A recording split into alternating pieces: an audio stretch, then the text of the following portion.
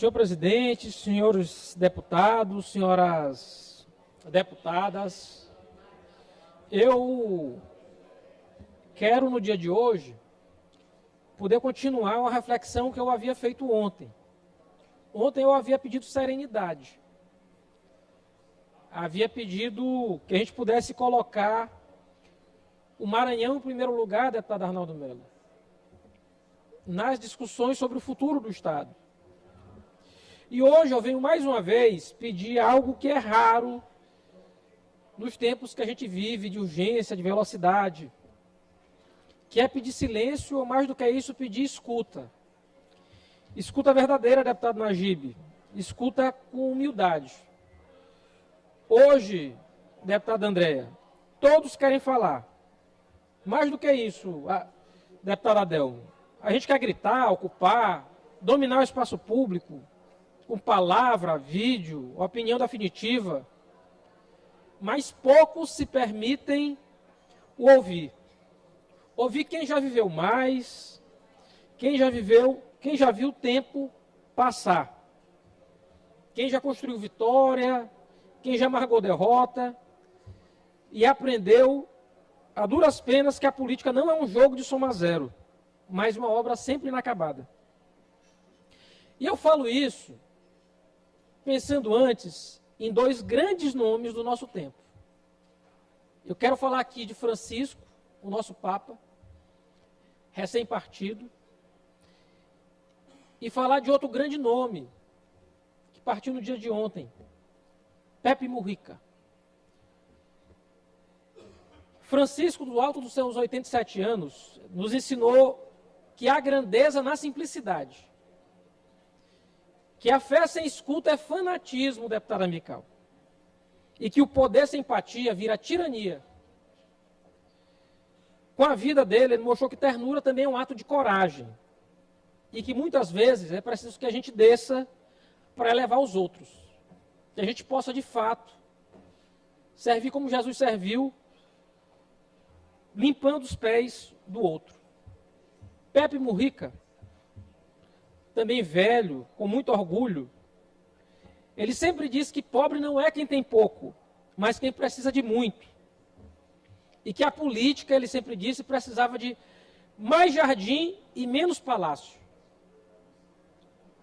Com seu Fusca azul, ele sempre dizia que a gente precisava de mais tempo para conversar e menos pressa para julgar.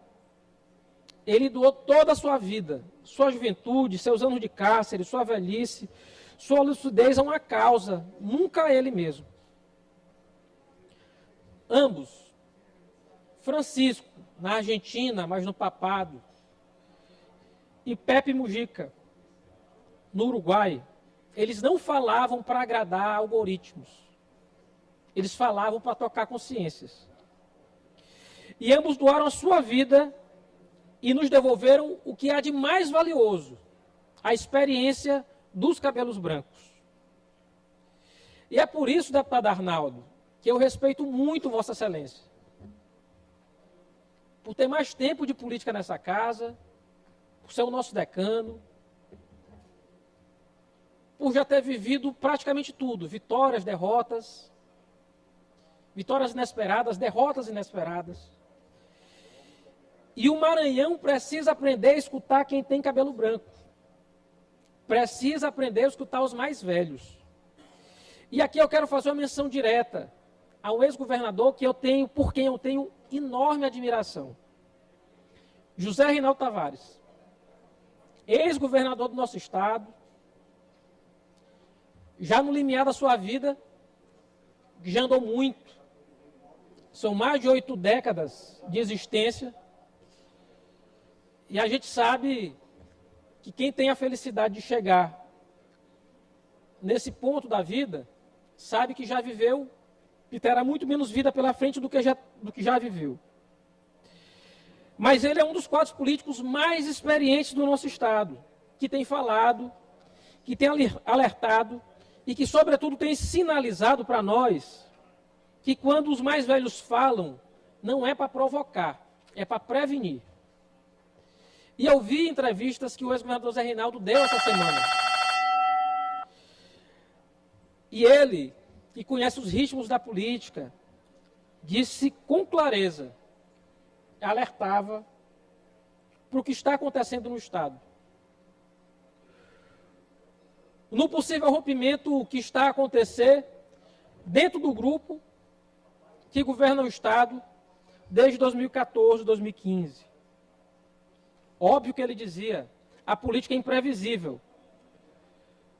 Então, aonde a gente olha em impasse, o governador Zé Reinaldo também observava a esperança. Reconhecer o conflito e não fechar as portas. Óbvio que a política é feita de encruzilhadas, mas também feita de pontes, deputado Arnaldo. E para construir pontes, às vezes é preciso parar, olhar para trás e ouvir quem já cruzou o rio antes da gente.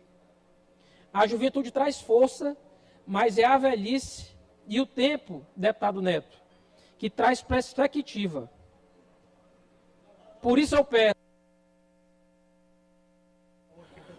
Vamos conceder mais um tempo ao deputado Carlos Lula, por favor, peço para a mesa. Por isso eu peço ao governador Carlos Brandão que ouça o governador Zé Reinaldo Tavares. É importante dizer. Ele, inclusive, dizia ontem, o governador Carlos Brandão não trata de política comigo. Ele trata de política tão somente no seu entorno familiar. Pois eu faço um apelo ao governador Carlos Brandão. Aumente esse entorno. Deixe um pouco a família de lado. Escute quem já veio antes de você. Escutar os que sabem o que é perder e os que não têm mais nada para provar. Porque o governador Zé Reinaldo já ocupou todos os cargos que poderia ocupar. A política ela precisa menos de performance e mais de memória. Menos de vaidade e mais de humildade.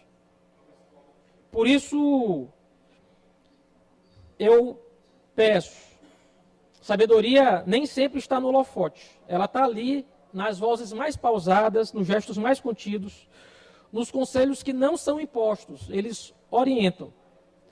Por isso, eu peço a reflexão a essa casa, que a gente possa escutar sobretudo quem já andou um caminho bem maior antes da gente. Obrigado.